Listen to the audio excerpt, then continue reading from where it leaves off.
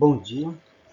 Bom, meu nome é José Maria, sou acadêmico de curso de Física, licenciatura da Universidade Federal do Amapá, Unifap, cursando o quinto semestre. Tá? Vamos trabalhar hoje com vocês aqui uma aula sobre calor, tá? Uma aula expositiva comentada através de slides, PowerPoint, e fazer nossos comentários aqui. No final, vou deixar uma lista de exercício, tá?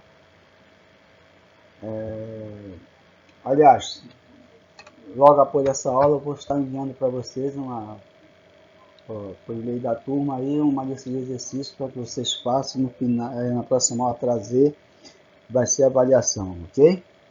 Vamos lá, calor, de acordo com Alberto Gaspar, no seu livro de Física, volume único, um livro por sinal muito bom, no início de cada capítulo, cada unidade, ele faz uma introdução daquilo que a gente vai ler, vai estudar.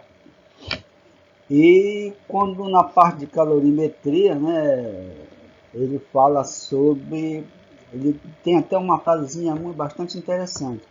Ele diz que deixa de lado a parte inanimada da mecânica, né, e passa para o estudo do calor, que calor é energia, e energia é vida, né, realmente, comprovadamente, o que ele fala, e a gente vai ver agora aqui durante essa nossa aula, ok? Então vamos lá, pessoal. Bom, um pouquinho aqui da história, né? Até o início do século XIX, acreditava-se que o calor estava relacionado com a presença de um fluido invisível, sem peso, denominado de calórico. Tá? Quanto maior a temperatura do corpo, maior seria a quantidade dessa substância em seu interior. Aí, a partir das observações feitas por Benjamin Thompson, conhecido como Côndego de Humboldt, não sei bem isso aqui em inglês, eu estou meio devagar, né? Experimentos foram realizados para comprovar a ideia de que calor é energia. Olha aí, já sustentando a tese do nosso amigo lá, né, Roberto Gaspar. O experimento com maior destaque nessa comprovação pertence ao Prescott-Joule, 1818 e 1889. Bom, isso aqui é um pouco da história, né? Quando começou realmente o estudo do calor, né? Agora, o que interessa, realmente, calor. Olha aí que ele diz, trata-se de energia térmica em trânsito, motivada pela diferença de temperatura entre dois corpos. Ou seja, realmente uma energia em trânsito, né? Está presente em calor é a energia térmica que passa de um corpo com maior temperatura, tá? Deixa eu fazer aqui para a gente explicar melhor. Ele passa de um corpo de maior temperatura, no caso aqui o T, eu creio que seja a temperatura, maior do que o T'. Esse calor passou daqui para cá. Aí quando não há diferença de temperatura entre dois corpos, não existe calor, é o chamado chegou no limite, né? Na térmica. Né? Vamos ver aqui na frente. Passa de um corpo para outro com menor temperatura. Não há diferença de temperatura entre dois corpos, não existe calor. Tá? Acontece no caso aqui o equilíbrio térmico, quando não tem mais diferença, né? Os dois corpos têm a mesma temperatura, existe o equilíbrio térmico. No caso aqui não. O T aqui está passando calor para o T', tá bom? O nosso colega aqui, mais um exemplo aqui, né? A nossa amiga aqui, ele está no calorão aqui, olha aqui. Termômetro marcando aqui 40 graus Celsius, né? Quente, né, pessoal? E está passando calor aqui do meio do corpo dele, ou seja, do, do corpo maior, que é o meio ambiente aqui, para ele que é o corpo menor, né? Ele está sentindo todinho esse calorão aqui. Falando nesse calor aqui, pessoal, existe são fatos, né, concretos já que está acontecendo. O aquecimento global, né, é notório que todo ano a temperatura da Terra ela se sente já que ela realmente aumenta um pouquinho, né? E em vista disso, pessoal, os ambientalistas eles estão muito preocupados lá com aquelas lá nos polos não existe grande quantidade de gelo, de água potável, né? No estado sólido, gelo, né? Grandes geleiras lá. Bom, aí numa aula mais lá para frente a gente vai estudar a mudança de estados, né? Passar do líquido para o sólido, do sólido para o gasoso, aí condensação, evaporação, tudo isso vai ser numa próxima aula. Mas só que eu queria ver aqui, mostrar aqui essa situação lá. Durante o inverno acontece a solidificação, ou seja, a água ela passa do estado líquido para o estado sólido, ela congela, que é o frio intenso, muito frio inverno, né? A água passa do estado líquido para o sólido, ela congela. E durante o verão ocorre o inverso, assim que a condensação ela passa do sólido volta para o líquido, tá? O problema é o seguinte, é que ela está, falando português claro, ela está congelando menos do que descongela, ou seja, ela está descongelando com uma rapidez maior do que congela, tá? A solidificação é menor e a condensação é maior. E qual é o problema disso aí, pessoal? É que pode causar aumento nas águas, né, dos mares, dos oceanos, dos rios, né, e inundar cidades litorâneas, né? Realmente existe essa preocupação muito grande, né, o chamado aquecimento global, né, a preocupação dos ambientalistas. Bom, mas isso aí é só mesmo para nosso exemplo. A unidade de medida do calor, né, de acordo com o sistema internacional, a unidade de medida para o calor é o joule, mas a unidade de caloria é muito utilizada, pessoal. Então, uma caloria que é igual a 4,8 joules. Uma caloria é a quantidade de calor necessário para elevar a temperatura de 1 grama de água em 1 grau Celsius. Tá? Então, a caloria é a quantidade de calor necessário para elevar a temperatura de uma determinada substância. Lá na frente a gente vai ver uma tabela dos calor específico. De cada substância ela tem um calor específico. Okay? A capacidade térmica é a quantidade de calor que um corpo deve trocar para variar sua temperatura de 1 grau Celsius. Ou seja, um corpo ele deve variar sua temperatura de 1 grau Celsius. Então temos aqui a fórmula, né? Uma fórmulazinha aqui, equivalente em água é a massa de água que possui a mesma capacidade térmica de um corpo. Nós temos aqui a fórmula, a quantidade do calor pela variação, tá, de temperatura. Vamos ver os tipos de calor, pessoal. Primeiro, o calor sensível. Quando se fornece uma quantidade de calor capaz apenas de gerar variação de temperatura em um corpo.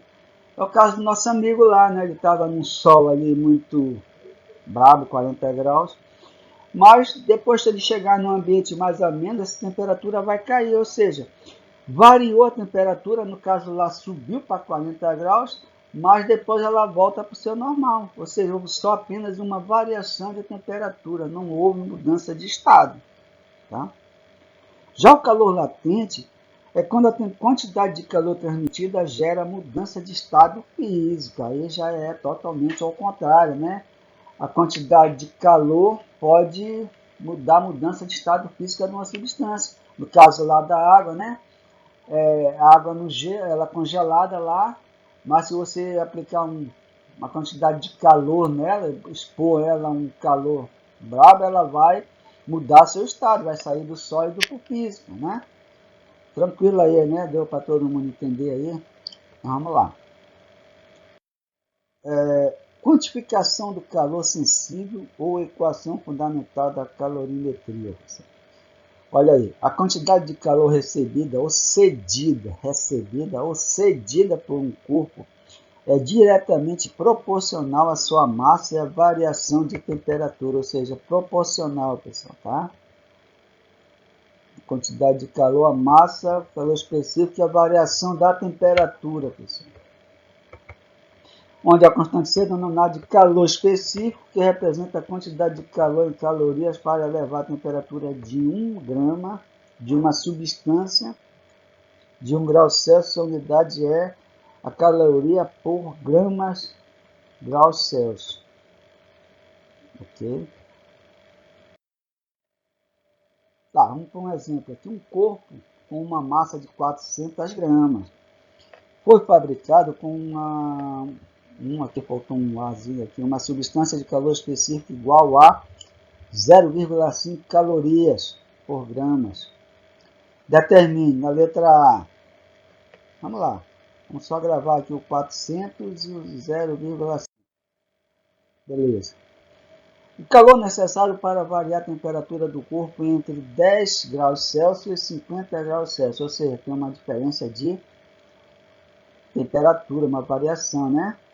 Então a fórmula lá que a gente viu agora, né, diretamente proporcional, a massa 400, 0,5, né, o calor específico da substância, e a variação 50 menos 10. Aqui. Fazendo a continha, vamos chegar a 8.000 calorias, né? O calor necessário para variar a temperatura do corpo será de 8.000 calorias. Tranquilo, né? Fácil. Na letra B ele pede o seguinte: a quantidade de calor que o mesmo corpo deve ceder para ter um resfriamento de 20 graus Celsius. Olha aí, resfriamento, tá? Resfriamento, ou seja, temperatura baixa, tá? Vamos ver sinal negativo aqui, né, pessoal? Então a quantidade de calor é 400, o calor específico, e a variação, Q2 menos Q1, nós vamos ter menos 20 aqui, graus Celsius, aí jogando na fórmula, tá? Vamos chegar a 4.000 calorias, menos 4.000 calorias, olha aqui, que o mesmo corpo deve ceder para ter um resfriamento, a temperatura tem que baixar, tá aqui, menos 4.000 calorias, ok, pessoal? Na letra C, o equivalente em água deste corpo, aqui, tranquilo, né?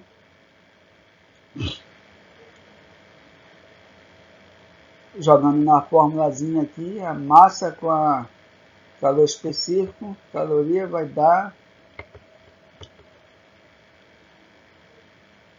200, a massa que é igual, a massa da água que é igual a 200, aqui deve ser unidimensional, não tem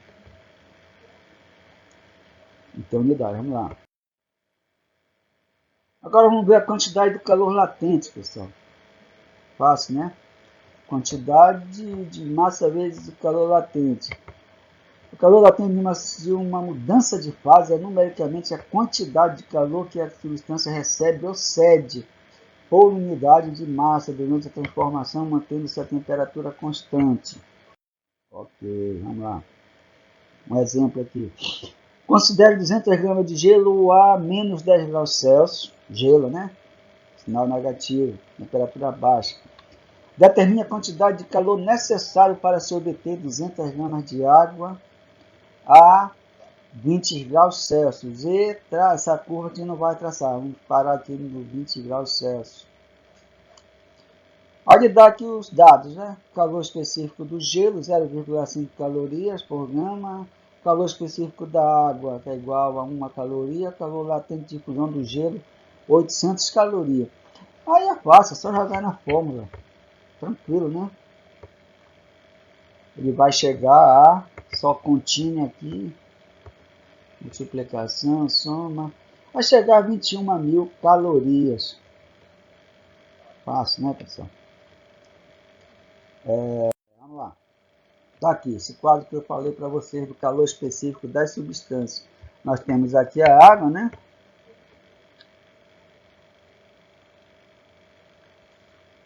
Temos em joule por grau Celsius. Temos em joules, quilograma por vezes grau Celsius. E a caloria por grama vezes grau Celsius. Ou seja, a água são 4.200 joules e em calorias são 1 caloria. Né? Aí temos todas as outras substâncias, o álcool, alumínio, chumbo, cobre. Tá, vamos lá. Bom, transmissão de calor. Nós temos 3 tipos de transmissão de calor. A condução, quando o calor passa de molécula a molécula do material, pessoal. Aqui, ó, você coloca, vamos dar um exemplo aqui numa panela no fogo. Você pegou no cabo, tá? Como o cara tá pegando aqui. Essas moléculas tá passando aqui do calor para a mão da pessoa, tá? É a condução, está conduzindo molécula. A convecção, transferência de calor em um fluido que ocorre em virtude de um deslocamento de massa do próprio fluido. Está aqui, olha. Esse fogo aqui está fornecendo energia, né? Para cá, para a mão da pessoa. Vamos ver se tem mais. E a radiação, transmissão de calor por meio de ondas eletromagnéticas. Está aqui, ó. Ondas eletromagnéticas, pode passar para a mão da pessoa. No caso do raios, raios solares, né? Efeito ultravioleta, tudo isso é ondas eletromagnéticas. Na convecção, eu acho muito importante essa transmissão de calor aqui, ó. E um experimento aqui que eu já fiz, por sinal muito didático, muito instrutivo, muito bom. Você pega uma lata, você pode fazer em casa, muito simples.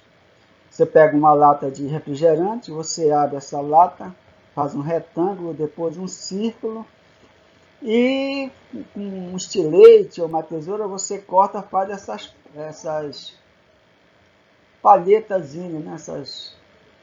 Depois dobra, né, para fazer o de ventilador, né, ventolina, né?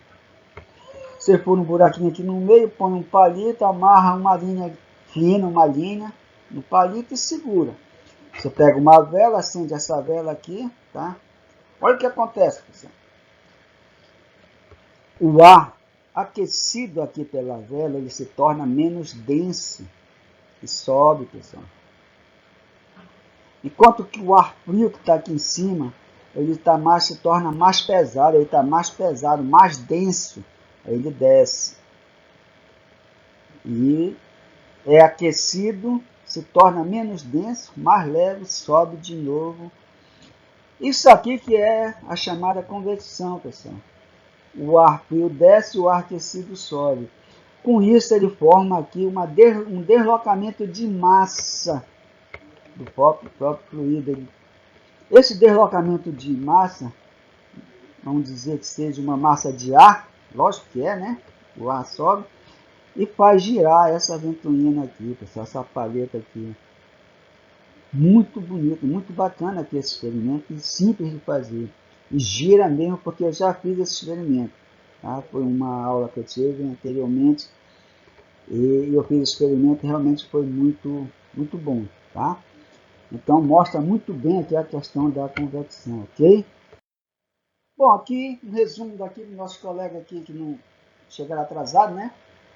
Tudo nós vimos aqui, menos aqui a dilatação térmica, que vai ser uma próxima aula. Mas nós vimos aqui a variação de temperatura, calor sensível, latente, transmissão de calor, tá? Ok? Tranquilo, né? Bom, nossas referências, né? O livro do Alberto Gaspar, que eu gosto muito desse livro, que ele é realmente muito instrutivo, muito didático e de fácil compreensão. Gosto muito. E também 2 sites aqui que eu utilizo, que eu gosto também, que tem também bastante material para a gente ilustrar melhor nossas slides, ok? Essa é a nossa aula de hoje. Vou deixar uma lista de exercícios, vou mandar para vocês uma lista de exercícios para que vocês resolvam, que vai ser a nossa avaliação da aula, ok? Muito obrigado pela atenção e fui!